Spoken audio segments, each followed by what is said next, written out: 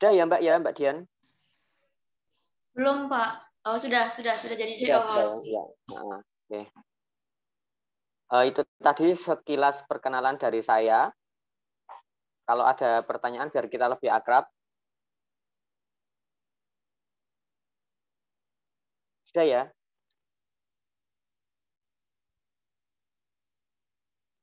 Nah, oke, baik. Karena saya sudah berkenalan dengan kalian semua, selanjutnya alangkah lebih baiknya kalau saya juga mengetahui kalian dari daerah mana saja ini.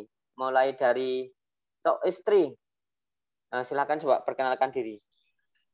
Ya Pak, terima kasih. Nama saya Cokorais Oktana Dewi, bisa dipanggil Cok Tata. Saya dari Bali. Terima kasih. Dari Bali? Ya Pak, Bali. Oke, Pulau Dewata. Oke. Raihani Akmaliyah ya? Iya, Pak. Dari mana, Mbak? Dari Tarakan, Pak. Oh, dari Kota Tarakan. Tarakan. Kalimantan Utara. Oke, baik. Ya. Kampusnya? Kampusnya Timik Widya Cipta Dharma Samarinda. Kenapa? Timik Widya Cipta Dharma Samarinda. Oh, di Samarinda. Ya. Iya. Ya. Oke, baik. Selanjutnya Muhammad Rizky. Perkenalkan, nama saya Muhammad Rizky dari Universitas Tanjung Pura, Pontianak. Tapi saya tinggal di Kabupaten Pontianak ya. Kabupatennya mana, Mas? Kabupaten Mempawah, Pak. Oh iya. Selanjutnya Kelly. Selamat sore Pak Kelly dan teman-teman. Suara saya terdengar? Ya. Perkenalkan ya, nama saya. Ya. Perkenalkan nama saya Kelly Aurora Siregar. Saya dari kampus Undiksa, Universitas Pendidikan Ganesha di Singaraja, Bali. Saya orang Medan, saya orang Batak, tapi saya tinggal di Bali. Oh, gitu. Perpaduan antara Batak dengan Bali berarti ya. Iya, Pak. Iya, bagus. Selanjutnya Haryadi. Terima kasih. Assalamualaikum warahmatullahi wabarakatuh. Perkenalkan, nama saya Haryadi, kampus asal STKIP PGRI Banjarmasin, alamat Banjarmasin.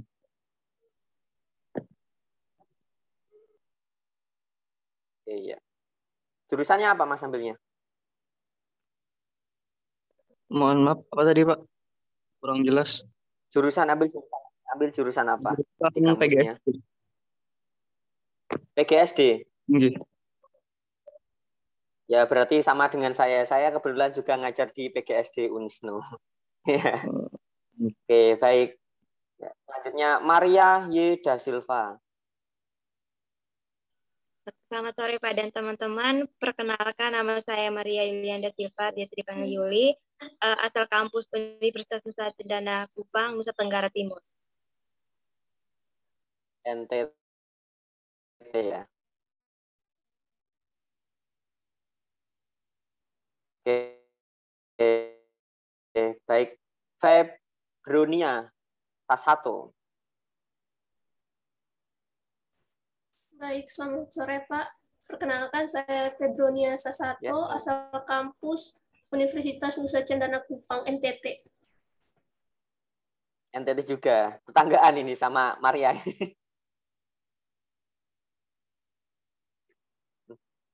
Oke. Next. Koster Carlos, ini gimana ini?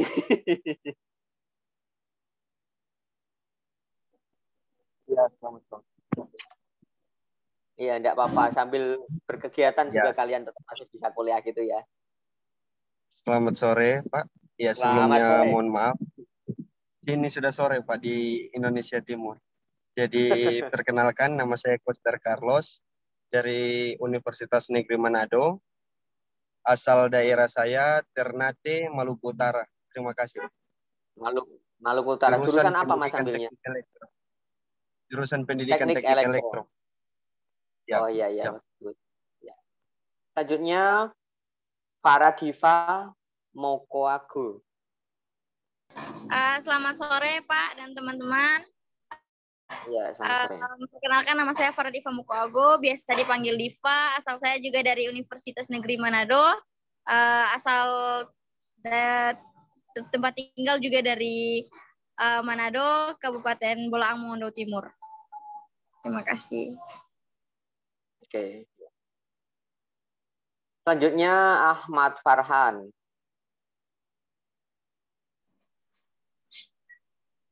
Tes. Suaranya kedengaran jelas, Pak? Ya, jelas sekali. Ya, baik. Terima kasih, Pak, dan teman-teman. Perkenalkan, nama saya Ahmad Farhan, sering dipanggil Farhan, dari Universitas Hasanuddin, Fakultas Ilmu Sosial dan Ilmu Politik, Pak, jurusan Ilmu Administrasi. Tempat tinggal sekarang di Makassar. Makassarnya mana, Mas? Iya, Mas. Iya, Pak. Iya, Mas. Makassarnya? Makassar kotanya? Oh iya, Makassar kota. Iya, santai aja. Emang Makassar tuh kota aja, Pak. Beberapa waktu lalu saya ke Makassar, Mas, Oh iya. Beberapa waktu lalu saya sempat ke Makassar, ke Parepare sama ke Sidrap ya. Sidrap bener nggak sih namanya? Ya, udah benar, Mas. Sidrap. Iya. Iya. Oke. Makanan Makassar apa? Coto ya? Coto. Ya, iya Pak. Coto Makassar. Sama ini juga sop saudara. Kalau palu butung dari... banyak sih, Pak. Apa? Sup saudara. Ada palu butung juga. Apa tadi, sup saudara? Ya, sop saudara.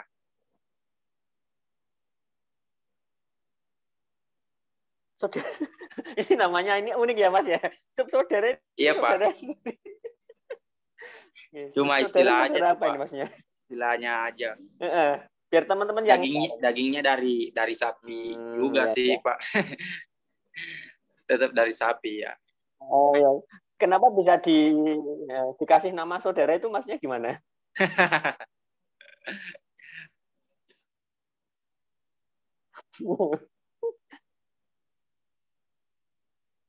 Kayak Mas Farhan ini kayak suka pendaki ya, tipe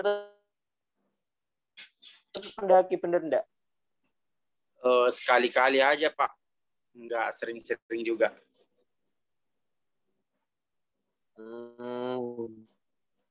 Oh, berarti hampir samaan gitu. Saya juga suka yang suka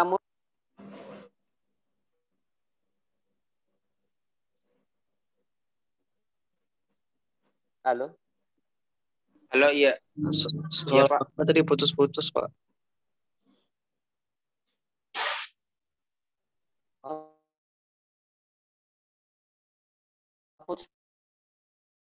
Putus ini padahal sinyal.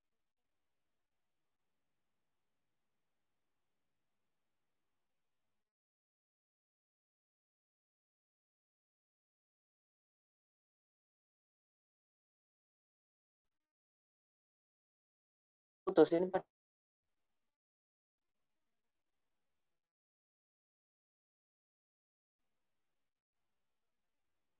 baik, next ya, karena sinyal saya coba.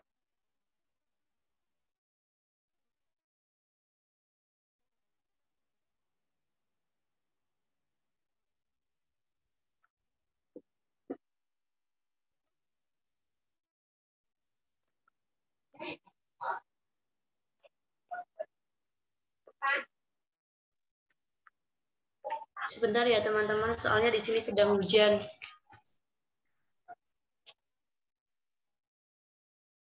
Oke, Kak.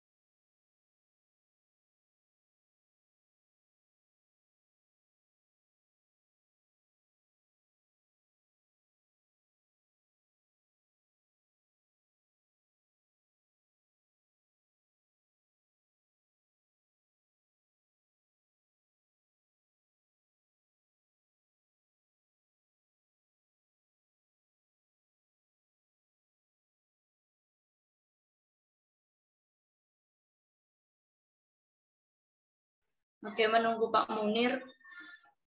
Pak Munir ikut. Iya, Apakah iya. kalian sudah? Sudah bisa lihat belum ya? Saya ya. Sudah, Pak. Oke. Ini udah lancar belum ya? Sudah, Pak.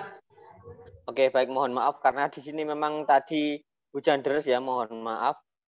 Gangguan sinyal wifi-nya agak terganggu, mohon bisa dimaklumi. Tadi saya pindah tempat lari-lari, mohon maaf. Oke, tadi perkenalannya sampai pada Siti Rosita ya, belum ya? Ada enggak? Ada, Bapak. Iya, silahkan, Mbak. Perkenalkan, nama saya Siti Rosita Sari, bisa dipanggil Sita, dari Universitas Lambung Mangkurat Banjarmasin, Kalimantan Selatan, program studi pendidikan kimia. Oh, pendidikan kimia, ya. Suka uji coba ini biasanya. Iya, Bapak. Eksperimen. Buat pematum. Iya.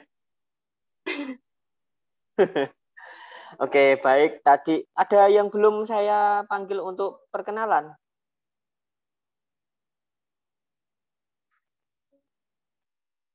Sudah semua ya?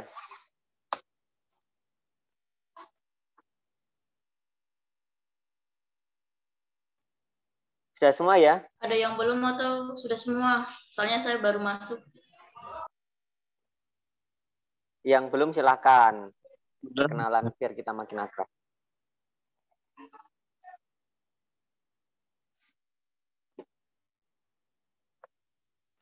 Sudah semua ya? Iya, Bapak, sudah semua. Oke, baik. Mbak Dian mungkin bisa di-share PowerPoint-nya ya? Ya, Pak. Sebentar saya buka. Oke, baik, sambil menunggu.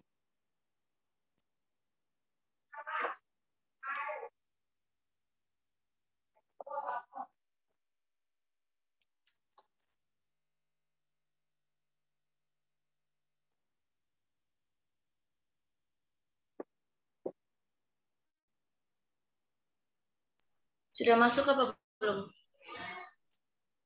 Oh, sudah, Mbak, sudah.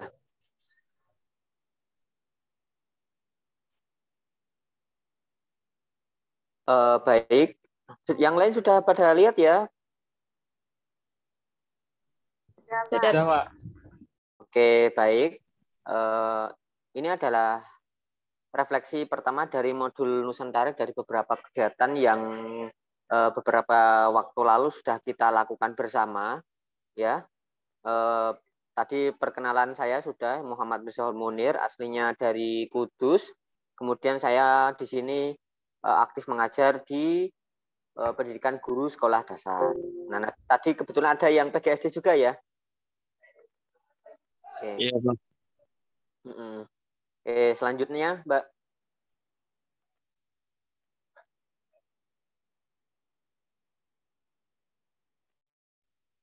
Nah, kali ini kita akan merefleksikan. Nah, refleksi sendiri itu apa ya?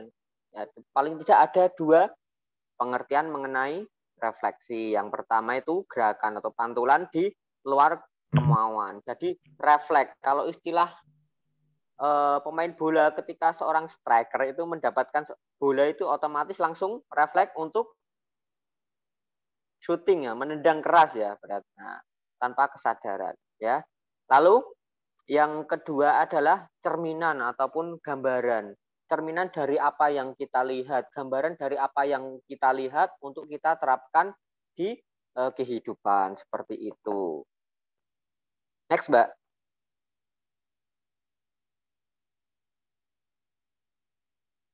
Nah, sedangkan refleksi pembelajaran atau perkuliahan yang sudah kita laksanakan itu dapat kita artikan umpan balik ya, feedback dari sebuah penilaian setelah kita mengikuti serangkaian proses belajar mengajar dalam jangka waktu tertentu ya. Dalam hal ini yang akan kita refleksikan itu ada dua. Yang pertama bedah film Sang Ratu, lalu kedua observasi di Museum Kartini. Nah, dari dua kegiatan itu, karena sudah kita pelajari bersama, baiknya kita melakukan refleksi, umpan balik, apa saja intisari yang dapat kita ambil, lalu kita terapkan dalam kehidupan kita. Karena kita ini lintas kampus, lintas jurusan, alangkah lebih baiknya hal-hal positif yang sudah kita ambil dari 2 kegiatan kemarin itu bisa kita refleksikan, bisa kita terapkan, bisa kita ambil feedback-nya, umpan balik dari kegiatan-kegiatan tersebut, baik dari film Sang Ratu ataupun observasi Museum Kartini. Oke, yang pertama adalah bedah film Sang Ratu.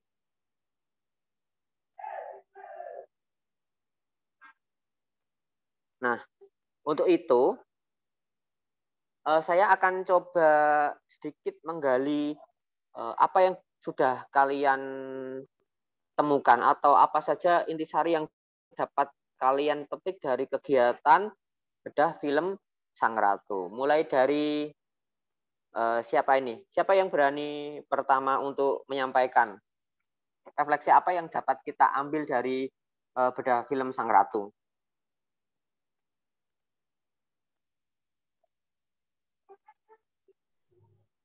Ayo. Ya, siapa dulu? Ayo.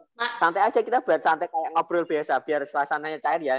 Jadi antara saya dengan kalian semua itu bro, sis bro gitu ya. Kayak teman aja biasa. Kalau nanti kayak dosen sama mahasiswa kelihatan gimana. Saya masih muda, belum menikah saya ya. Iya, nggak usah canggung, santai aja. Kalau saya suka mengajar yang santai kayak teman sendiri gitu, lebih enak, lebih enjoy ya. Siapa yang berani? Apa perlu ditunjuk ya? Ya, bentar Mbak, kasih waktu dulu. Sepertinya mereka baru warming up ya. Kalau istilah motor Valentino Rossi itu warming up, pemanasan. Mungkin ada yang loncat-loncat dulu, koprol dulu, dan lain-lain. Oke. Ayo. Nah, dari PGSD coba tadi ya. PGSD. Oh, yo. PGSD itu cerdas-cerdas ya misalnya. Haryati yuk. Oke. Nah, yang saya ambil petik dari film Sang Ratu itu adalah salah satunya dia seorang wanita yang menjadi seorang raja gitu di sebuah kerajaan. Dan beliau itu juga ketika saya melihat ceritanya itu, beliau itu sebagai sosok, kalau dari sosok pahlawan itu sebagai revolusioner, Pak, yang saya lihat itu. Tapi dalam bentuk lain beliau juga dilihat dari rangkaian cerita beliau itu kayak menjunjung tinggi, oh ini loh wanita, tidak hanya sekedar di dapur atau sebagai pengurus rumah tangga gitu. Dan beliau itu juga seperti sosok Kartini menurut saya, Pak. Dan memiliki jiwa kepemimpinan yang kuat. Itu sih yang dapat saya ambil dari sosok film dari Sang Ratu itu. Kalau dari mengambil kesimpulannya dari film. Mungkin itu, Pak. Terima kasih. Berarti dari refleksi Haryati itu, inti dari film itu adalah sebuah emansipasi wanita gitu ya, Mas ya? Iya, Pak. Betul. Jadi istilahnya kalau dalam bahasa Jawa itu, wanita itu biasanya kan tugasnya cuma 3M, bukan Muhammad Misbahul Munir loh ya. 3M itu maksudnya masak, macak, mana. Ada yang tahu apa? Masak, macak, mana. Ya. Ada yang tahu artinya? Ayo, yang lain coba. Masak tahu semua ya, masak? Halo? Langsung jawab apa aja, kalau Mbak mic-nya di online nggak apa-apa. Ya.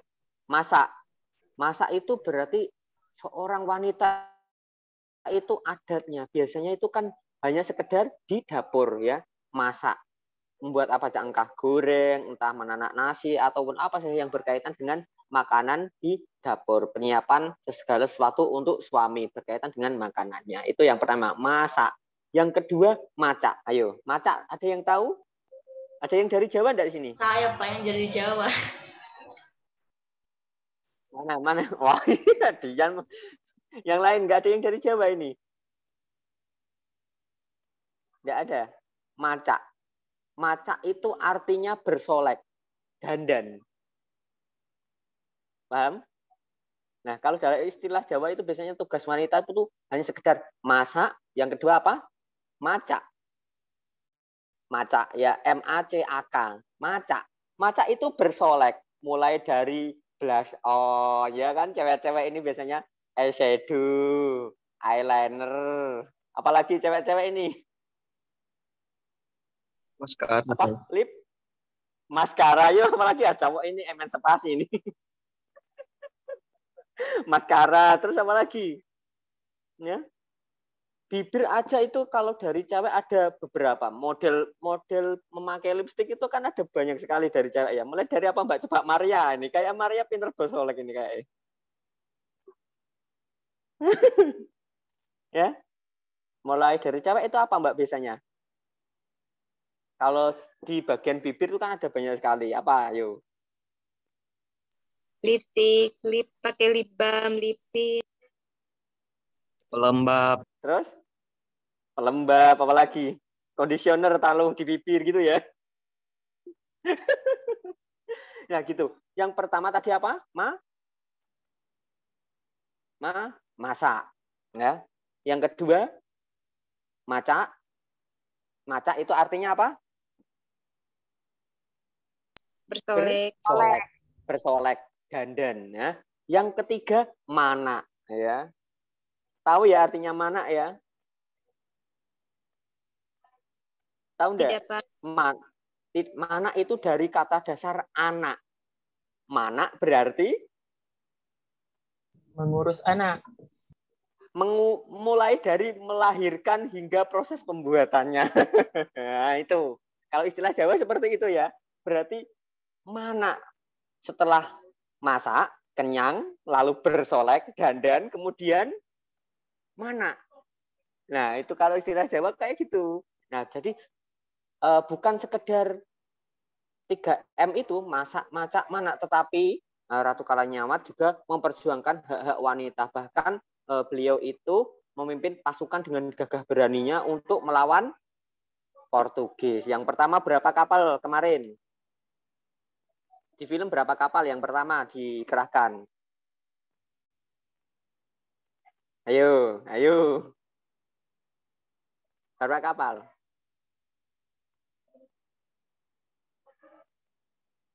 Kok ada diem? Ini dilihat nggak filmnya? Han, berapa Han? Kapal yang pertama dikirim kemarin. Kalau nggak salah Pak, 4.000. Wah, ngarang kamu. Ini yang kedua. Kamu kayaknya Haryati berapa? Kapal pertama yang dikirim.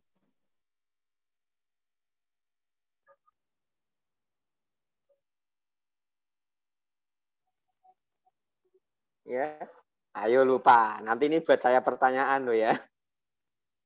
Ya, ada 2 hingga keberaniannya Ratu Kalanyawat itu memimpin pasukan-pasukan untuk melawan penjajah. Oke. Ini dari baru satu refleksi ya. Coba, nah, saya buat game aja ya. Tadi yang saya pilih siapa ya? Haryati ya? Haryati sekarang pilih temanmu untuk merefleksikan menurut pendapatnya masing-masing. Ayo. Biar enggak saya saja yang main ini. Ayo. Yang lain deg-degan ini pasti. Pilih. Siapa? Ya. Ya Farhan aja dulu lah. Ayo Farhan. Oke. Jadi langsung aja Pak. Ya. Oke. Bismillahirrahmanirrahim.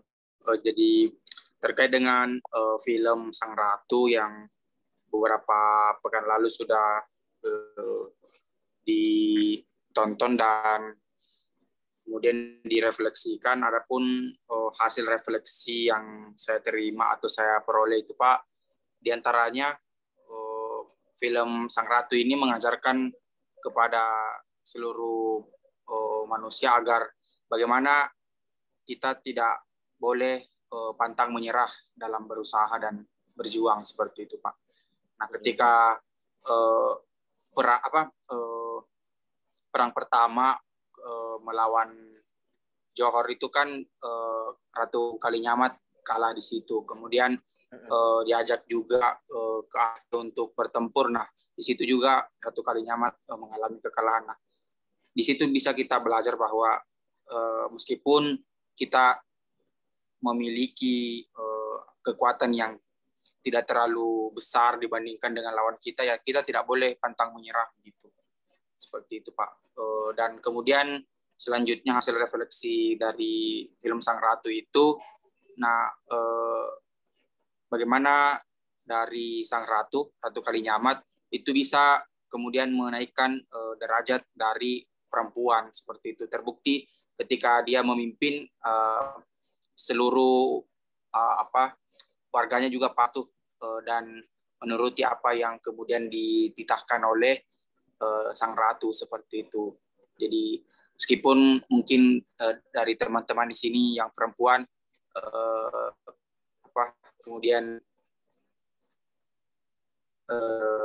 ini tidak boleh merasa canggung lah seperti itu ketika berada di tengah-tengah laki-laki seperti itu. Harus juga menunjukkan keberaniannya dan kebolehannya seperti itu, Pak. Mungkin itu saja dari saya, Pak. Terima kasih. Oke, baik. Inti dari Ahmad Farhan itu adalah spiritnya ya, Mas, semangatnya ya. Benar-benar mengajarkan emansipasi bahwa perbedaan itu tidak menghalangi wanita untuk berkarya ataupun memimpin ya. Asalkan pemimpin itu di depan bisa menjadi contoh, bisa menjadi panutan, why not? Kenapa tidak? Kan seperti itu ya. Baik, coba Farhan sekarang cari jodoh ya Farhan ya. Ya, cari siapa ayo. Biar seru ini kayak yang lain pasti deg-degan ini kayak. Ya Han, kamu pilih siapa Han? Cewek. Ya, pilih cewek. Saya memilih ya cewek dong. Ya, cewek dong. Ini Mbak Raihani. Raihani, tunjukkan pesonamu. Ya, silakan, Mbak. Baik, dari kisah Ratu Kalinyamat ini, terutama itu saya tertarik dengan jiwa kepemimpinannya dalam memimpin Kabupaten Jepara ya. Kemudian pada saat itu juga dia memimpin perang untuk melawan Portugis di Maluku demi kepentingan dalam bidang perekonomian, karena di Maluku, di Malaka, di Malaka. Iya. Itu menjadi tempat hubungan untuk melakukan perdagangan ya mungkin Pak antara Jepara dan juga di Malaka tersebut. Karena yang saya pernah baca, Jepara sama Malaka ini mempunyai hubungan yang erat, terutama dalam bidang perekonomian. Kemudian juga Malaka ini merupakan pasar besar utama bagi ekspor dari Banda Jepara. Nah, kemudian saya tertarik juga dengan ceritanya Ratu Kalinyamat ini, yaitu memperkenalkan seni ukir ya kepada masyarakat di Jepara. Jadi pada saat itu dia dengan rakyat yang ada di Jepara itu belajar untuk mengukir. Jadi para pemuda di sana lebih mengembangkan keseniannya dalam seni ukir, begitu Pak. Oke. Cukup? Ya, cukup Pak. Oke, bagus sekali ya. Berarti refleksi dari Raihani itu berkaitan dengan seninya ya? Iya Pak. Seni serta perekonomian di Nusantara waktu itu ya? Iya Pak. Oke. Baik, Raihani menunjuk siapa? Cowoknya sepertinya sudah habis. Perempuan ya Pak. Iya. Iya Pak. Saya mau Paradisa, Pak. Ya, Paradisa, silakan.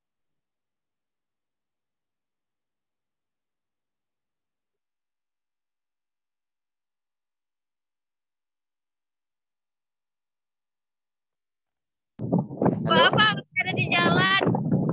Ya elah. Paradisa malah koreng ini gimana ini? Angel ini. Kalau istilah bahasa Jawa tahu ya angel ya. Angel. Ya, next. Pilih lagi, Mbak, yang lain. Main dulu, Pak. Nanti saya berhenti bentar. Oh ya. Ini mau ditunggu apa? Oh, malah udah hilang. Ganti kali pilih yang lain. Sedang touring dia. Cok Tata, Desa, boleh. Oke, Cok. Silahkan. Ya, Pak. Refleksi yang saya dapatkan pada kegiatan pada film Sang Ratu Kaliamat, diantaranya yang pertama sejarah Ratu Kaliamat tersebut, yang dimana beliau merupakan seorang perempuan yang memiliki kekuatan, dan setelah itu beliau memimpin kerajaan kecil dan berani menentang Portugis. Dan selanjutnya tujuan utama dari pembuatan film tersebut diantaranya untuk mencoba memunculkan potensi anak-anak muda agar dapat mengerti teknis film, sejarah, dan lainnya. Setelah itu sebagai pancingan anak muda untuk membantu dan dapat membentuk karakter semangat anak muda. Setelah itu dari film Sang Ratu dapat memotivasi anak muda dan harus tetap dapat memotivasi anak muda agar terus tetap bersemangat. Dan pesan moral yang didapatkan dalam film tersebut yaitu kapanpun kita hidup bersama-sama, kita akan tetap terus berkarya dan membentuk kenyamanan, kedamaian, kesejahteraan, dan kemakmuran. Sekian, Pak. Terima kasih. Oke, bagus sekali.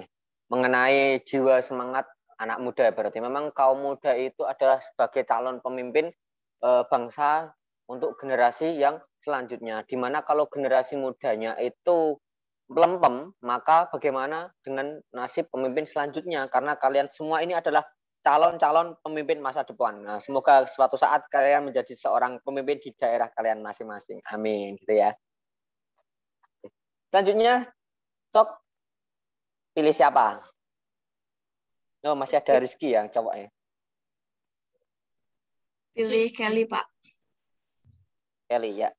Silakan, Kelly. Oke, terima kasih sebelumnya. Jadi refleksi pembelajaran dari Kebinekaan 1 yang sudah kita lewati minggu lalu, saya melihat dari kemarin Pak Kustam atau Ketua Dewan Kesenian Daerah Kabupaten Jepara kemarin itu banyak sekali yang bisa dipelajari dari film Sang Ratu gitu.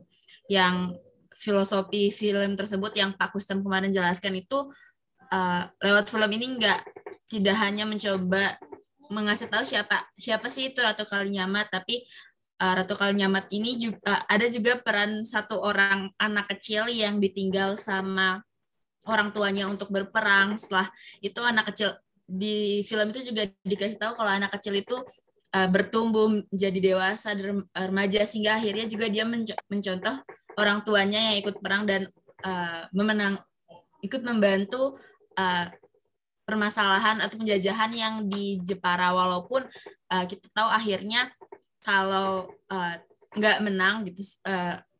Waktu itu Ratu Kalinyamat kalah 2 kali, tapi Portugis sendiri memberi pesan bahwa Ratu Kalinyamat ini merupakan seorang Ratu Jepara yang kuat dan yang kaya dan berkuasa, dan juga seorang yang pemberani gitu.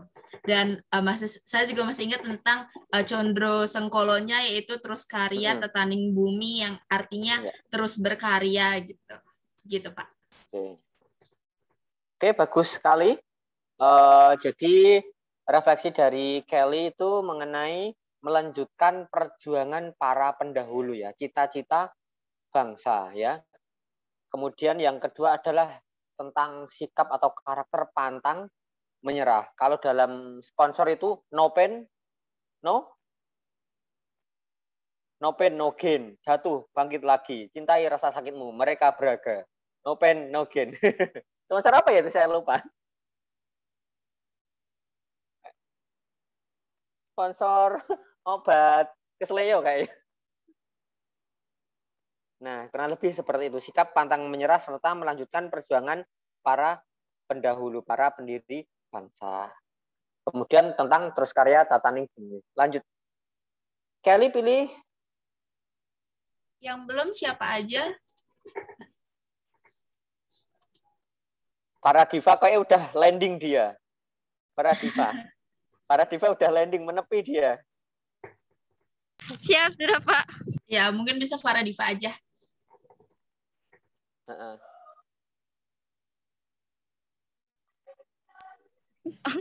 Oke, baik. Terima kasih.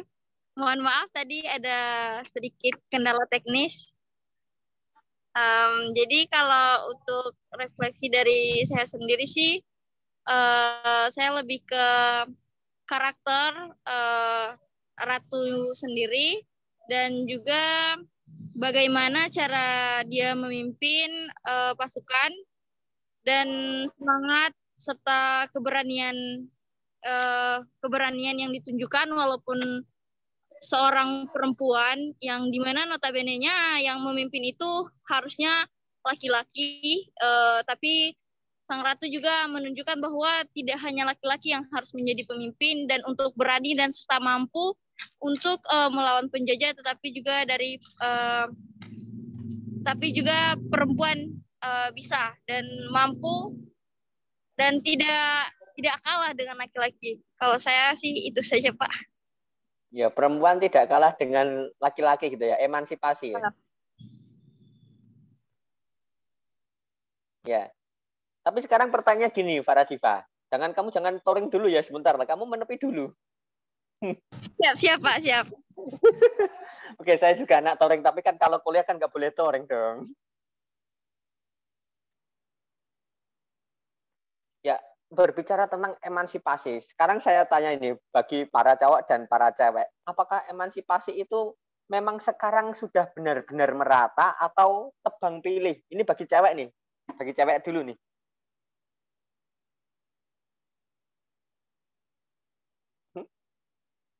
Ini bisa dibuat serius, bisa juga buat bercanda ya. Apakah emansipasi itu katanya kan cewek kan mengeluhkan emansipasi dong, wanita kan gitu ya. Nah, apakah memang benar-benar sudah merata atau berapa persen? 60, 70, 80? Kalau dari saya sendiri sih Pak, 60% sih. Misal yang sederhana saja dalam kegiatan sehari-hari. Kalau biasanya yang dielulukan kan kalau emansipasi wanita, semuanya wanita juga harus ikut serta dalam hal-hal misalkan kepemimpinan, lalu apalagi pencalonan diri sebagai komtingkas, sebagai kepala desa, sebagai camat, bupati dan lain-lain. Nah, kalau hal-hal sederhana, misalkan yang sederhana karena sekarang musim hujan. Kalau emansipasi wanita itu kan harusnya nggak usah nunggu laki-laki untuk ganti genteng, iya kan, Haryadi? Iya sih, Pak. Ya, benar ya? Masuk nggak ya? Ini bahan candaan aja ya. Gimana? Ya Pak, apalagi kan Pak kalau misalkan udah ada yang janda gitu, ngarep siapa lagi bukan diri sendiri. Sampai janda ini kuliah apa? Angel. Aduh, sampai janda ini gimana ini?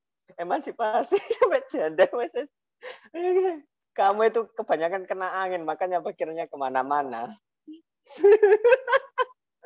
Oke, udah, kamu pilih siapa? Malah ambiar ini. Masih ada? Masih, kayak. Siapa juga ini yang belum?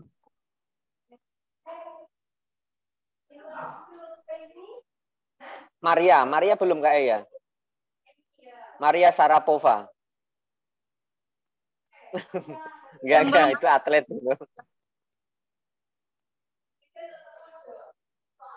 Ya, silakan. Maria ya, Maria. Ya. Saya, Pak. Oh ya, Ya. baik. Refleksi yang saya bisa ambil dari Kebinekaan Satu Beda Film Sang Ratu itu ya kurang lebih seperti yang teman-teman sudah memberikan refleksinya. Jadi kita lihat bahwa Ratu Kalinyamat itu sendiri itu punya sosok kepemimpinan dan juga punya semangat yang tinggi untuk mempertaruhkan apa saja yang ia miliki demi keberlangsungan kerajaannya, misalnya itu. Jadi dalam Beda Film Sang Ratu itu juga di situ ditampilkan budaya Jawa, kalau saya tidak salah ada main alat musik-musiknya, terus ada tari-tarian yang diperlihatkan. Dan itu buat saya yang belum cukup mengenal tentang kebudayaan Jawa itu tertarik sekali untuk lebih jauh mengenal tentang budaya Jawa. Mohon maaf di sini sedikit ribut, Pak. Iya. Jadi untuk saya yang di luar Jawa itu bisa lebih banyak belajar tentang budaya Jawa itu sendiri dari tampilan film Sang Ratu itu. Dari situ juga kita Ratu Kalinyamat itu sendiri itu mengajarkan kepada kita, apalagi sosok perempuan itu sendiri, bahwa kita ketika kita punya kemauan untuk melakukan suatu hal ya perbuat saja selagi hal itu positif dan berguna untuk kamu, apalagi juga itu berguna untuk semua orang. Jadi menunjukkan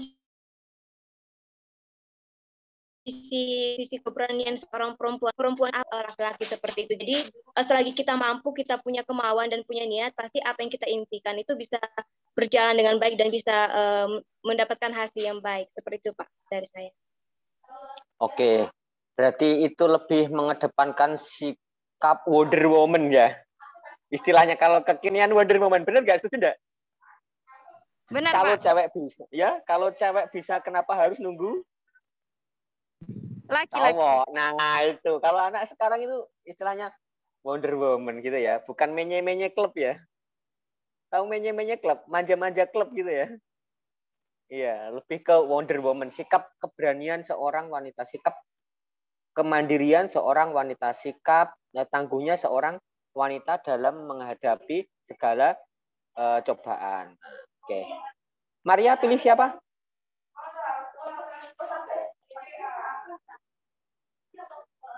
Saya pilih Kak Febronia saja. Oke, silakan.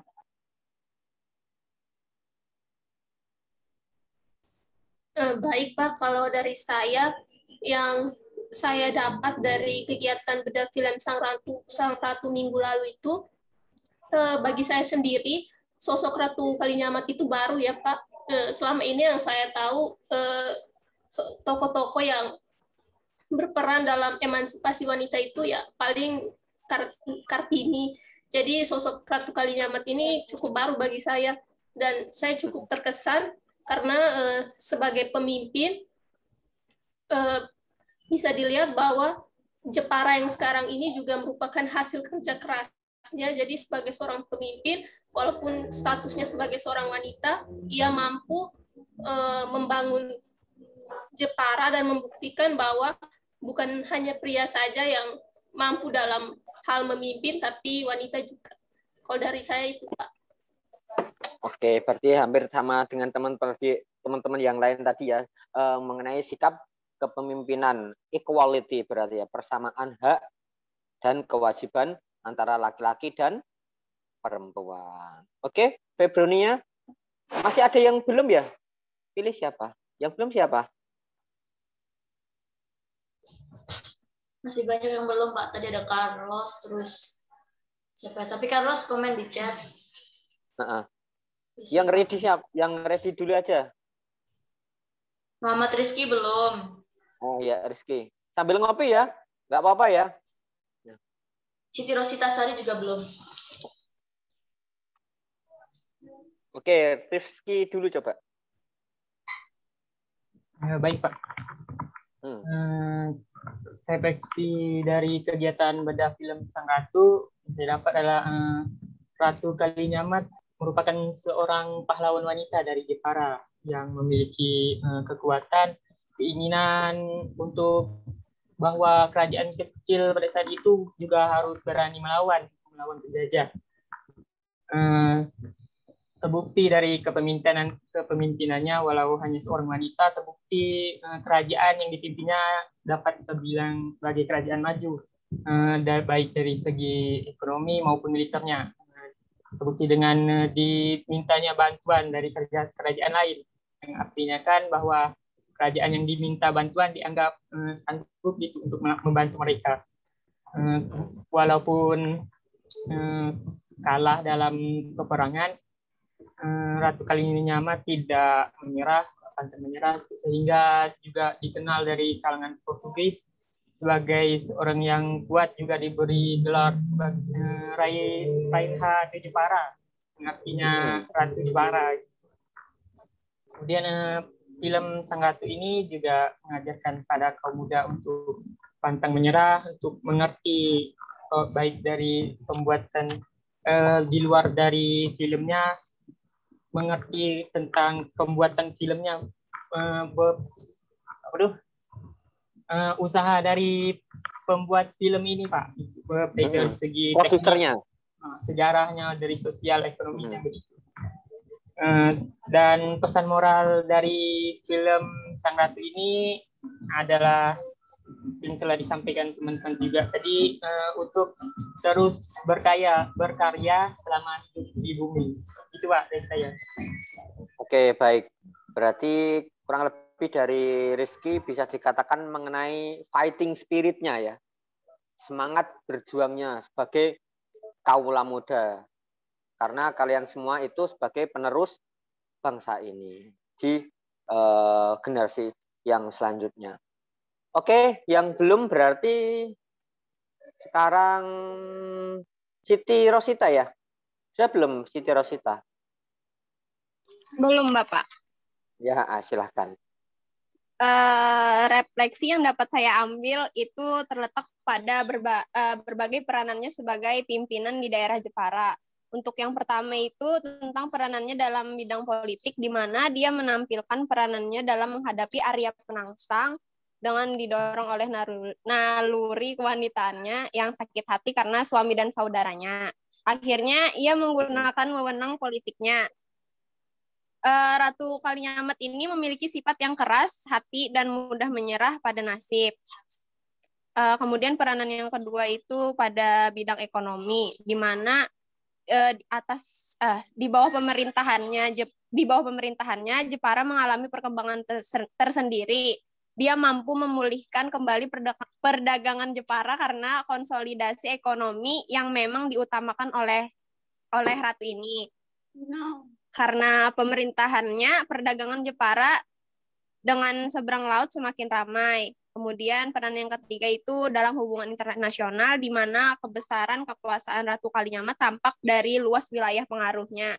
Dalam 3 tahun di bawah kekuasaan Ratu Kalinyamat ini, kekuatan armada Jepara telah pulih kembali. Kemudian karakter yang dapat diambil dari Ratu Kalinyamat ini, yang pertama menyangkut nilai tangguh, cakap, bertekad kuat, kepahlawanan, pengorbanan diri, cinta kepada tanah air. Sekian dari saya. Terima kasih. Baik, sangat bagus sekali tadi dari Rosita mengenai yang perlu digarisbawahi adalah kemajuan ekonomi pada masa kepemimpinan Ratu Kalinyamat di daerah Jepara. Nah, di mana perkembangan ukir ya, terlebih pada masa itu sangat berkembang pesat hingga ke pelosok negeri. Oke, selanjutnya sudah semua ini.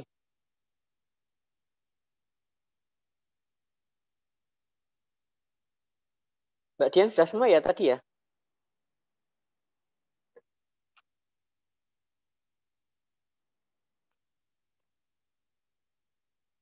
Yang belum siapa? Sudah semua kayaknya? Orles sepertinya belum, Pak. Siapa? Orles Carlos. Oh iya. Carlos. Iya. Iya, Carlos tadi kayak yang lewat chat ya. Bisa disampaikan secara langsung. Iya, kedengaran. Selamat sore, mohon maaf Pak. Boleh Ya, selamat kedengaran sore. soalnya di jalan. Iya, iya, iya. Saya coba menjelaskan sedikit kesimpulan yang saya dapat ambil dari film Ratu. Bagaimana ke depannya step by step ini kan supaya pemerataan antara pria dan wanita bisa disamakan di Indonesia. Salah satu itu yang saya dapat ambil, dan makna positifnya sedikit yang saya ambil setelah menonton film Sang Ratu. Ada banyak dampak positif, Pak, yang kita dapat ambil dengan perjuangan seorang wanita Ratu Kiamat memiliki jiwa yang tegas, Pak. Jiwa yang tegas, pantang menyerah, dan berani. Akan membawa kita ke jalan menuju kesuksesan. Walaupun banyak hambatan dan halangan yang Ratu jalankan, tidak mematahkan semangat jiwa seorang pahlawan. Begitu, Pak. Jadi, pokok yang saya ambil, jadi kami sebagai mahasiswa yang berani bertanggung jawab dan tidak pernah takut dalam keadaan meskipun sulit, Pak.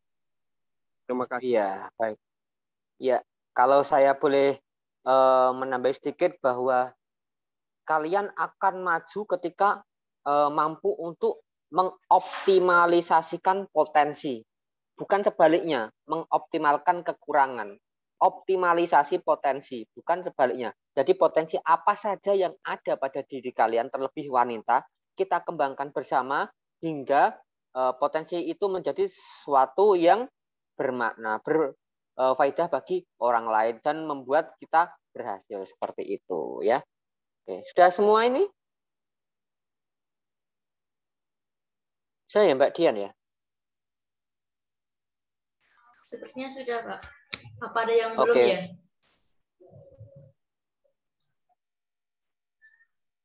Kalau sudah bisa di-share slide saya yang tadi terus karya.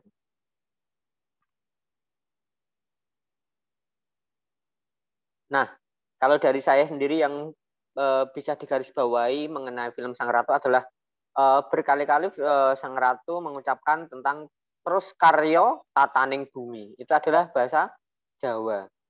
Terus itu artinya terus-menerus, karya itu berkarya, tataning itu dalam artian menata, ya, membangun, bumi itu daerah atau bumi di mana dipijak. Berarti terus karyo tataning bumi di mana kalimat tersebut dijadikan jargon di daerah Jepara yang berarti terus bekerja keras membangun daerah. Dalam hal ini berarti kalian sebagai pemuda dari daerah kalian masing-masing, dari Nusantara, bukan hanya Jawa, dari Sumatera, Kalimantan, NTT, dan lain-lain, harus bisa membangun potensi diri yang pertama.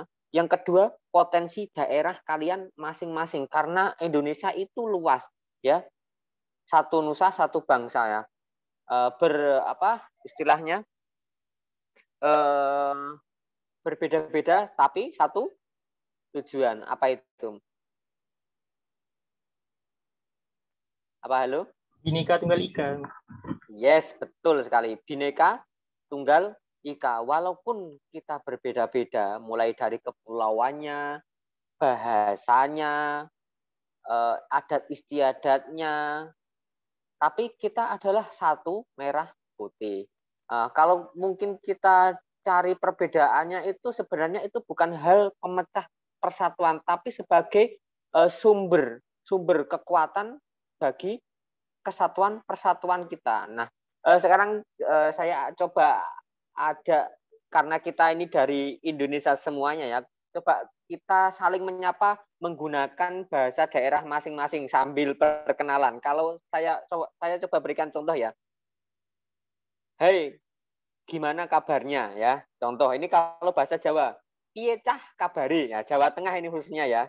Kalau Jawa Timur cak biasanya, ya. Piye cak kabari. Kalau Jawa Tengah itu cah. Cah dalam artian bocah, ya. Bocah itu artinya seorang anak, ya. Piye cah kabari, coba yang lain bisa ndak? Piye? Piye? Ayo.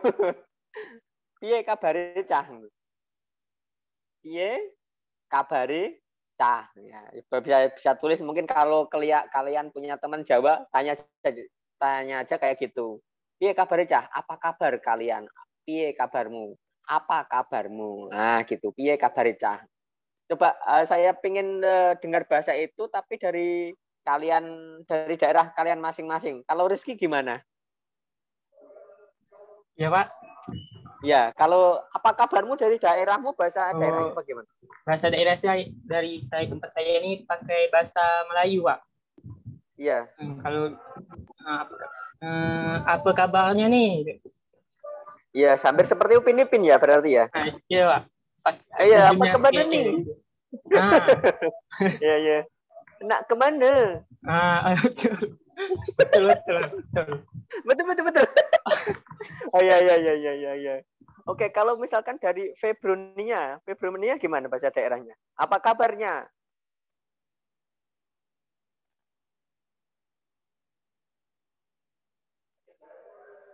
Halo? Februnia? Apa? Ya. Iya, kabarnya Cah. Nah, apa kabarnya? Kalau pakai bahasa daerah, tidak tahu bahasa daerah. Tidak tahu bahasa daerah. Nah, ini perlu dipertanyakan ini. Aduh, pusing. Kalau istilah Upin Ipin apa ini gitu. Tidak tahu bahasa daerahnya. Pendatang di daerah situ, Mbak? Iya, Pak. Walau iya. orang tua memang asli dari Flores, tapi tidak pernah pergi ke Flores ayahnya. Oh, pakai bahasa Indonesia dari kecil berarti? Iya, Pak. Oke. Misalkan dari nih Haryadi ya, iya kabarnya Cah? Iya. Kalau dari ulun, ulun udah tuh pakai bahasa daerah. Iya gimana? Ini kasih sambil kita belajar ya kan? Nah.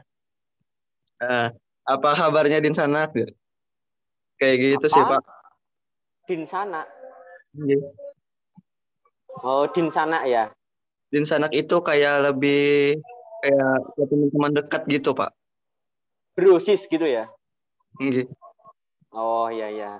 Apa kabarnya Pak? Apa kabarnya? Kayak apa kabarnya Din Sanak gitu. Kayak gitu, Pak. Apa kabarnya Din Sanak gitu ya? Nggih. Kamu kok bisa pakai bahasa nggih itu? Inggi di sini pakai kayak gitu juga, Pak. Tapi kalau dari Jawa kan inggih. Tapi kalau di Kalimantan itu inggi. Pakai inggi. Pakai i ya. Inggi gitu ya. Iya, pakai inggi. Iya. Oke, coba Maria, bahasa daerahmu gimana? Iya kabarnya Cah. Gimana kabarnya Brosis? Bapak kan di sini kan orang tua saya itu aslinya orang Timor Leste, Bapak. Jadi kalau di Indonesia sendiri itu bahasa daerahnya itu ada bahasa Dawan. Kalau di bahasa ikut orang tua bahasa Timor Leste itu bahasa Tetun. Kalau bahasa Tetunnya itu dia kalae, menanyakan kabar. Kalau bahasa Dawan itu sendiri Mair on me itu lebih menanyakan keadaan ini bagaimana hari ini, seperti itu Bapak. Oh gitu ya. Berarti ada kayak dua versi ya. Iya. Kalau cowok istri Oktadiana gimana? Kalau di Bali, apa kabar itu Punapi Gatro, Pak? Mbak? Punapi Gatro.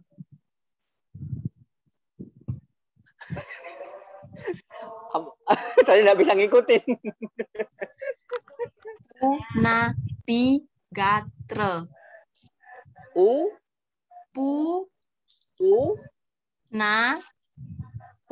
Na, saya tulis nih. Ya. Na. Gatre. G-A-T-R-E. Gatre itu satu kata. Ya, Pak.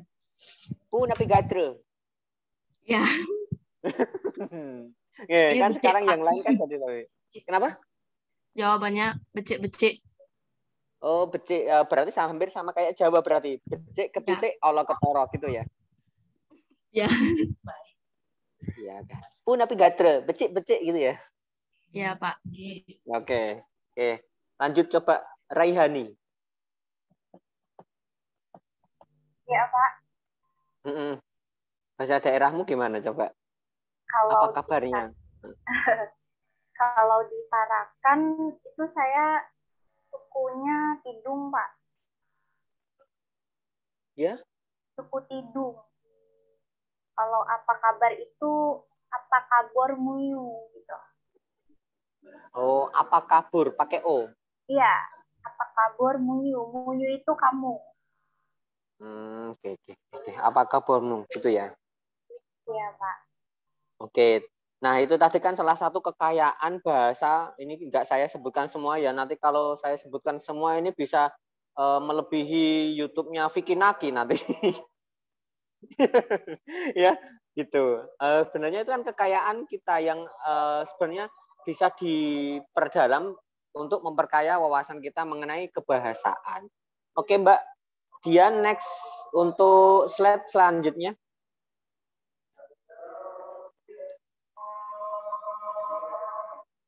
Nah, observasi Museum Kartini.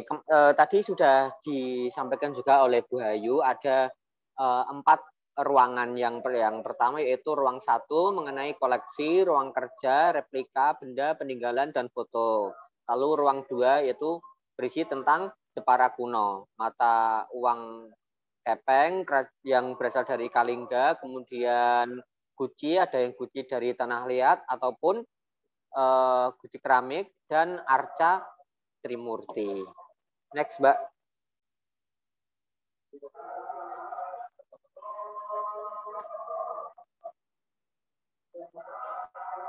Ruang ketiga yaitu bernama ruang Dar Poes Salam, ya. Itu adalah sebenarnya karena saya sedikit paham mengenai bahasa Arab, Lughatul Arabiyah, ya. Darussalam itu artinya rumah keselamatan. Dar itu satu kata dar artinya rumah, assalam itu artinya keselamatan, ya. Berisi tentang peninggalan dan foto kakak Raden Ajeng Kartini yaitu RMP Sosro Kartono. Saya coba tanya tuh. RMP itu kepanjangannya apa, ayo? RMP. RA apa kepanjangannya? Raden Ajeng Kartini. Oke, RA udah tahu semua, Raden Ajeng Kartini. Lalu kalau RMP? Saya mau coba jawab tapi takut salah, nggak apa-apa ya Pak ya? Ya nggak apa-apa, nggak dikurangi poin. Yang penting kan berani. Tadi kan berarti ini kan berhasil merefleksikan bahwa wanita itu nggak harus takut. Yang penting maju dulu, kalah urusan belakangan kan gitu ya. Ya. Apa RMP? Kalau menurut saya RMP itu Raden Mas Putra Sosro Kartono, gitu ya Pak ya? Kelly ya, kurang ya. dikit, kurang dikit, iya. Kurang dikit, ayo yang lain coba ini. Ini Pak Raden Mas Panji Sosro Kartono. Siapa? Raden Mas Panji Sosro Kartono. Iya, benar. Raden Mas Panji Sosro Kartono. Hadiahnya Honda Jazz ya Mbak, silahkan di-download lewat Google.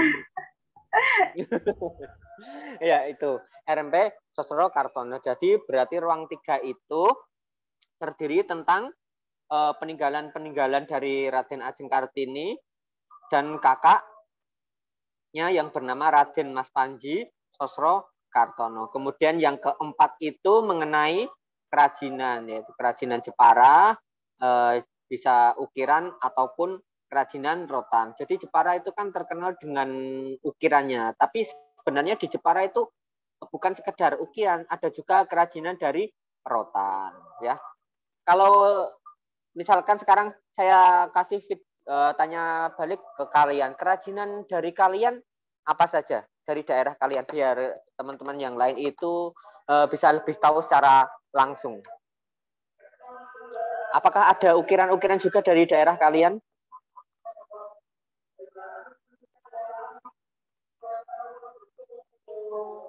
Iya, langsung aja. Kalau biasanya Bali ya, Bali ukirannya bagus-bagus. Bali. Ya, Pak. Iya, cuma beda motif. Kalau Bali biasanya nuansanya motifnya bagaimana, Mbak?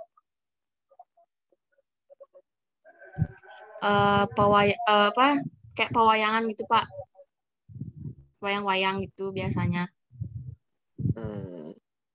Lebih ke semua perabot atau ada beberapa yang dispesifikkan? Ada beberapa, Pak. Misalkan apa?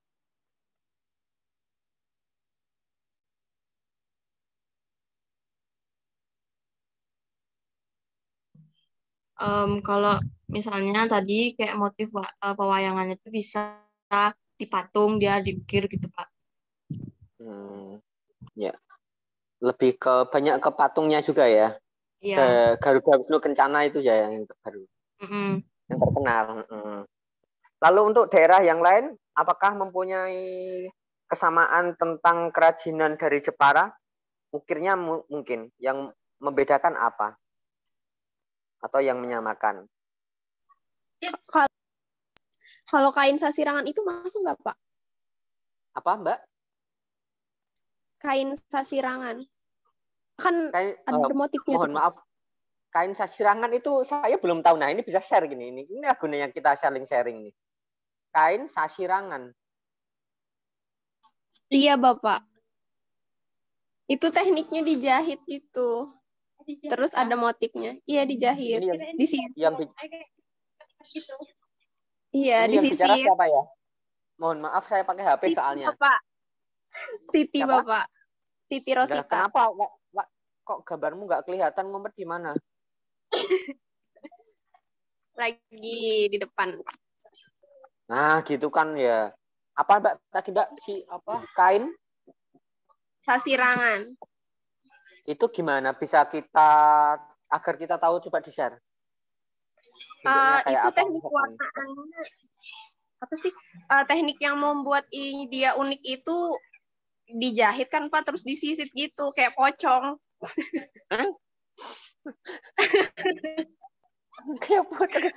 Mungkin nanti bisa kita saling share ya. Itu sebenarnya apa, atau di-share lewat grup apa gitu, atau misal di-share di DM Instagram biar kita teman. Nanti kita mungkin bisa temenan lewat Instagram biar bisa fleksibel, biar enggak setelah ini kita say goodbye gitu ya. Oke. Nanti saya ada kain sirangannya itu, Pak.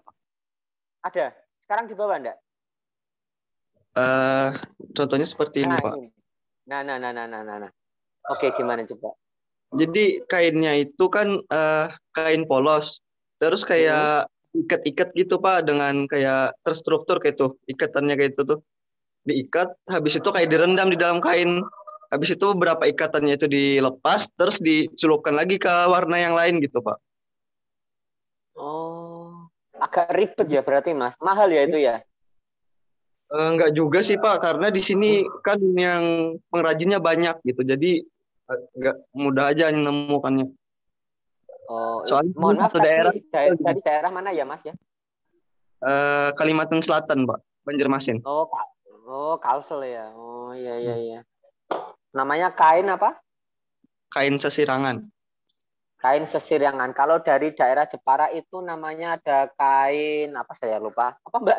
Saya lupa. Troso. Troso ya, Bu Hayu ya? Tenun, Pak. Tenun troso. Iya, tenun troso. Mungkin bisa dijelaskan Bu Hayu. Jadi hampir mirip dengan ini sih, hampir dengan kain sasirangan ini. Jadi kalau yang kain sasirangan tadi dijelaskan Mas Karyadi itu kan proses pewarnaannya ya, Mas ya. Tapi lalu nanti dibundel-bundel gitu ya, Mas ya. Kayak dibundel-bundel. Iya, kayak yang dijelaskan Mbak Rosita tadi kan kayak pocong gitu kan. Nah, kalau tenun sih tahu saya prosesnya hampir mirip seperti itu. Jadi nanti helai-helainya, benangnya itu memang itu kayak saling disimpulkan gitu, Pak. Jadi saling disimpulkan lalu diwarnai di ujung-ujungnya. Tahu saya kalau masih dalam bentuk benang seperti itu. Lalu baru setelah itu diproses di tenunnya sendiri itu yang ada motifnya itu. Itu sih setahu saya seperti itu. Nah, tapi nanti kalau memang ini menjadi hal yang menarik, nanti bisa dimasukkan di kegiatan selanjutnya. Oke, bagaimana kita tawarkan ya, Bu ya? Kita tawarkan ya. Apakah sepertinya program kita ada kain itu enggak ya? Tenun ya? Maaf, Pak, tidak ada. Tidak ada ya? Gimana, ya, memang nih? Tidak ada. Tidak ada ya. Nanti coba kita itu. Baik, ada yang lain mengenai kesamaan ataupun yang hampir mirip dari kerajinan Jepara, bisa dari ukirnya, kainnya, ataupun kerajinan yang lain? Rotan misalkan? Saya Ya. Jadi kalau kami di sini tuh kalau untuk ukirnya itu tidak, tapi kalau di sini tuh lebih dikenal dengan tenun ikatnya. Jadi di sini tuh ada sebutan khusus untuk tempat di kecamatan saya sendiri, namanya Biin Mako, Bibuk Insan dan Mio Mako. Nah, tempat-tempat inilah yang merupakan tempat penghasil tenun ikat yang cukup populer dengan motif tenunnya yang berbeda-beda dan juga ciri khasnya masing-masing. Jadi ada bentuknya burung Garuda, ada juga yang melambangkan rumah-rumah adat ataupun sisi-sisi yang berkaitan dengan budaya tempat itu sendiri. Dan juga untuk proses pembuatannya itu tergantung Pak. Paling lama itu bisa 3 atau 4 bulan dilihat dari penenunnya itu sendiri. Dan juga kalau harganya itu cukup mahal karena itu tenun-tenun yang dibuat itu jarang sekali ada orang yang buat seperti itu, Bapak. Seperti itu. Berarti pengrajinnya itu jarang yang membuat itu karena apa? Karena pengrajinnya itu semakin berkurang, atau bahan dasarnya yang sulit, atau bagaimana? Kalau yang lebih umumnya itu pengrajinnya yang berkurang karena kebanyakan yang buat itu orang-orang tua, dan juga kalau untuk anak-anak muda yang saya lihat di sini tuh kurang berminat untuk belajar soal itu karena cukup rumit cara pembuatannya dan juga memakan waktu yang lama, sehingga mungkin sebagian anak muda itu tertarik, namun pengaplikasinya itu kurang, Bapak. Padahal itu seharusnya bisa menjadi suatu ekonomis yang bernilai tinggi ya, Mbak. Sebenarnya kalau tahu marketplace-nya itu ditaruh di marketplace online, pasti peminatnya mungkin banyak karena saking ya limitednya itu ya tadi mungkin. Mungkin berarti PR-mu ke depan bagaimana membangkitkan kain itu ke tingkat Nusantara, ya kan? Bagaimana eksploitasinya, bagaimana pemasarannya, dan lain-lain. Karena saya cukup tertarik juga karena saking lamanya itu buatannya. Mungkin kalau di Jawa itu banyak, kalau di Jawa kan banyak yang kolektor-kolektor kayak kain-kain seperti itu ya, berbasis etnik ya, Mbak. Itu mungkin kalau pemasarannya bagus bisa dikembangkan. Agar anak-anak muda juga semakin berminat untuk melestarikan karena kain itu bernilai ekonomis tinggi.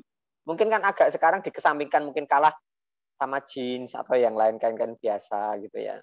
Atau Korean style mungkin kalau anak sekarang itu.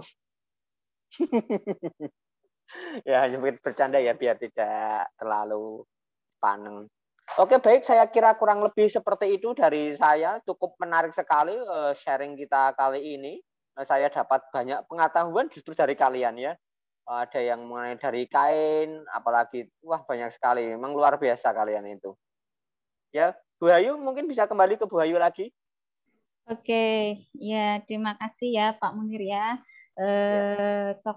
Talkshow atau dialog interaktif ini sangat menarik sekali. Mungkin bukan dialog ya Pak Munir, mungkin bisa memberikan motivasi ke teman-teman kita, memberikan ide-ide yang baru, gimana caranya tadi ya, yang mungkin apa yang dipunya daerah-daerah masing-masing itu bisa ditonjolkan kembali. Lalu jadi teman-teman yang ini kebanyakan ini para perempuan, yang laki-laki juga jangan kalah semangat ya dengan yang perempuan, karena tidak hanya membahas semangatnya perempuan saja, meningkatkan emansipasi wanita dari perjuangan R.A. Kartini dan juga Ratu Kalinyama, tapi yang laki-laki juga harus tetap semangat gitu. Nah, untuk refleksi kali ini kita sudah mengulas tentang materi kebinekaan 1 di Bedah Film Sang Ratu dan juga di materi kebinekaan 2 tentang Museum R.A. Kartini. Sekali lagi saya ucapkan terima kasih ke Pak Munir. Terima kasih ya Pak. Kalian bisa say goodbye to Pak Munir. Ciao. Sampai ketemu. Ya, nanti Pak Munir kembali gabung dengan kita di refleksi pertemuan terakhir Ya, nanti dengan Pak Munir kembali di refleksi yang terakhir. Nah, tapi nanti di kegiatan kebinekaan nanti insya Allah Pak Munir tetap ikut, gitu ya. Itu ya Pak Munir ya. Siap. Salam kenal dari saya. Oke, nah. Share Instagram nanti tak follow. Ini Pak Munir sekalian promo loh teman-teman, ini masih jomblo ini jomblo. Enggak, maksudnya saya tuh suka punya teman dari Nusantara gitu. Ya, oke. Nah, untuk teman-teman nanti ini juga yang tadi berkaitan yang diucapkan dengan Pak Munir, yang disampaikan oleh Pak Munir, kalau misalnya teman-teman ada keunikan sendiri dari daerah masing-masing, nanti yang luring ke Jepara bisa dibawa gitu ya. Jadi bisa nanti masuk itu. Ya, lalu ada juga nanti baju kebudayaan yang di daerah masing-masing.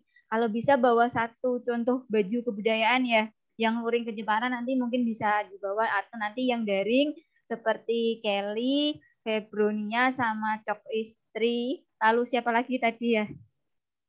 Yang nggak bisa, 3 ya. 3 itu nanti mungkin bisa memvideokan kebudayaan kalian menggunakan baju adat masing-masing. Gitu ya. Nanti karena kita akan menggelar pentas budaya. Nanti ada pentas budaya yang nanti berkolaborasi dengan teman-teman seniman atau budayawan yang ada di Jepara. Nanti memang agak lumayan, insya Allah ya, kalau nanti memang disetujui dari rektor, nanti kegiatan pentas budaya agak besar gitu pagelarannya. Gitu ya teman-teman ya. Oke. Nah, untuk sore ini mungkin hanya itu saja yang bisa kami sampaikan di kegiatan refleksi 1. Dan jangan lupa untuk presensi di Sepada, juga jangan lupa untuk mengumpulkan form evaluasi yang sudah saya upload di Sepada. Gitu ya. Seperti biasa, saya buka sampai jam 11 malam. Nanti kalau memang Sepadanya masih error, konfirmasi saja, nanti saya buka lagi, bisa jadi bukanya 1 minggu ya, ditutupnya Sabtu depan gitu. Nah, untuk Sabtu depan di Sepada itu kan kita masuk di inspirasi, ya kan, di minggu depan kita masuk di inspirasi 1. Kalau di Sepada itu materi inspirasi 1 itu tentang petilasan Rumah Kartini, cuman yang disampaikan Mbak Dian tadi kan kami masih belum mendapatkan izin untuk bisa eksplor di petilasan Rumah Kartini karena memang sedang ditutup selama pandemi seperti itu. Dan kita sudah berusaha mencari referensi dari YouTube, cuman memang masih sedikit sekali referensinya ya Mbak Dian ya. Dan itu juga punya official, misalnya seperti official stasiun TV, RCTI dan lain-lain seperti itu. Jadi nanti kalau memang kita bisa menggunakan itu, nanti saya tambahkan referensinya juga, source-nya itu dari mana agar kita tidak kena plagiasi. Gitu ya. Itu untuk inspirasi. Tapi kalau semisal nanti memang kita bisa ganti materi, tidak pakai petilasan Rumah Kartini, kita ganti materi, saya akan ganti secepatnya sebelum hari Sabtu. Begitu. Untuk sekian, ada yang ditanyakan teman-teman? Tidak? Saya Miss mau nanya. Untuk tugas kebinekaan yang kedua itu kan due date-nya sampai tanggal 4 Oktober. Oh iya. Sampai tanggal 4 ya yang kliknya. Di kalian kelihatannya sampai tanggal berapa? Di saya tanggal 4. Tanggal 4. Oh, berarti memang saya setting sampai tanggal 4. Tanggal 4 itu 2 hari kemudian. Ya, itu nggak apa-apa, saya setting saja sampai tanggal 4 untuk jaga-jaga saja kalau memang Sepadanya masih belum pulih ya. Gitu. Jadi masih ada rentan waktu untuk kalian submit tugas kalian. Oke, sudah clear semuanya? Sudah? Kita izin buat screenshot. Oh ya, tolong Siti Rostasari ya, sama Mas Farhan. Dibuka dulu kameranya. Farhan. Mas Farhan bisa. Farhan, jangan-jangan tidur nih kayak didongengin. Didongengin Pak Munir. Ada suaranya. Farhan. Tidur nih. Bangun nak. Sudah sore. Imsak. Bangun Farhan, sudah sore. Udah di screenshot aja nih, Farhan tidur kayaknya. Angel ya. Ya Bu, sudah. Oke, sudah. Oke, teman-teman, terima kasih untuk 2 kali pertemuan hari ini. Kita ketemu lagi hari Sabtu di kegiatan Inspirasi 1 ya. Selamat beraktivitas, selamat bermalam minggu, selamat bermalam minggu ya Pak Munir ya. Ya, silakan mencari judul. Oke. Oke, selamat sore, terima kasih, bye-bye. Terima kasih Bu. Terima kasih Miss, terima kasih Pak. Terima kasih Miss, Pak. Ya.